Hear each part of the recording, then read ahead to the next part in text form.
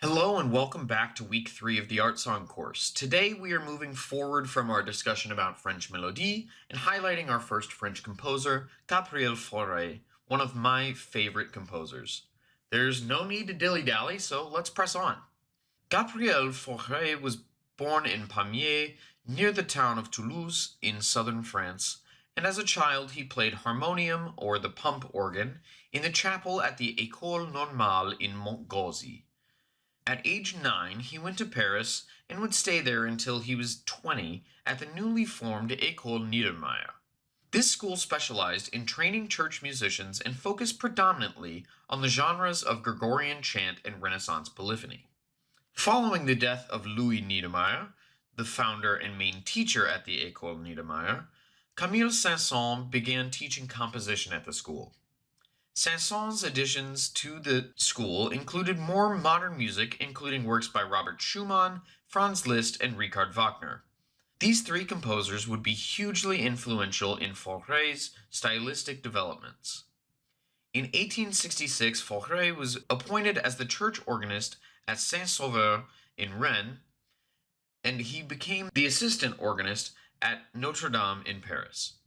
He would only hold this last position for a few months before enlisting as a soldier in the Franco-Prussian War that took place from 1870 until 1871. After the war, he served as the organist at Saint-Honoré-de-l'Eau and as assistant organist at Saint-Sulpice. In 1871, along with Vincent d'Indy, Henri Duparc, and Emmanuel Chabrier, Fauré created the Société Nationale de Musique, or the National Music Society. Together with this group, Fauré would meet André Messager, who was an established composer and music director for the Opéra Comique in Paris and the Covent Garden in London. In 1874, Fauré began substituting for his former teacher, Camille Saint-Saëns, at La Madeleine, a massive church in Paris. In 1877, Fauré was appointed the Maître de Musique, or music director, for the church. Fauré maintained this position for the rest of his life while also traveling frequently to Germany to hear performances by Liszt and Wagner. He attended several performances of the Ring Cycle. In 1892, Fauré was appointed the inspector of the conservatories in the French provinces and became the main organist at La Madeleine in 1896. He also took over at the Paris Conservatoire for composer Charles Massenet and taught students such as Maurice Ravel and Nadia Boulanger, two of the most prominent minds in music of the 20th century. In 1905, he took over as director of the Conservatoire. In 1920, he retired from the Conservatoire and was awarded the Grand Croix, or Grand Cross, from the Legion of Honor. In 1922, a national tribute concert was held at the Sorbonne. Music critic Louis Agueton said Fauré's stylings embodied the essence of classicism, stating, "Fauré's music is the place for reconciling opposing forces, the normal and the unusual, refinement and simplicity, charm and power, sensual detail and organic unity. In this collection of balances, we recognize the concept of classicism." As we look at Fauré's compositional style, the first song, Après un rêve, Opus 7, number 1, is indicative of his early style. Opuses 1 through 8, of which Après un rêve is 7, were published in 1865 when he was just 20 years old. For these songs, he used poetry most often from Parnassian poets.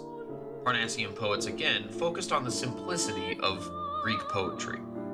His melodies from this period have a tuneful sentimentality typical of early French song, but begin to take on characteristics in the accompaniment of his more mature style.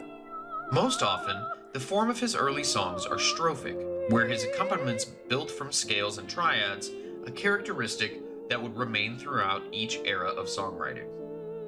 While most of the songs from this era were strophic, Après un rêve specifically is in AAB form. I will let you read the remainder of the section on Après un rêve for other idiosyncrasies. Coming from his middle style, defined as music from 1880 to 1904, Clair de Lune was Fauré's first setting of a poem by Paul Verlaine. He still used the Parnassian poetry from earlier, though loved the symbolism contained in Verlaine's writing.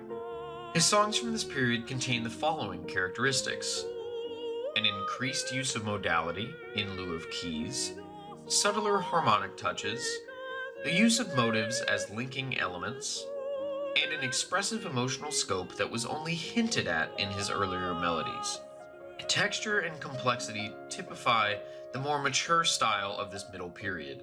There is a wonderful cycle, Poème d'un jour, that describes his feelings in reaction to a failed betrothal that happened during this time as well, that I will let you discover on your own.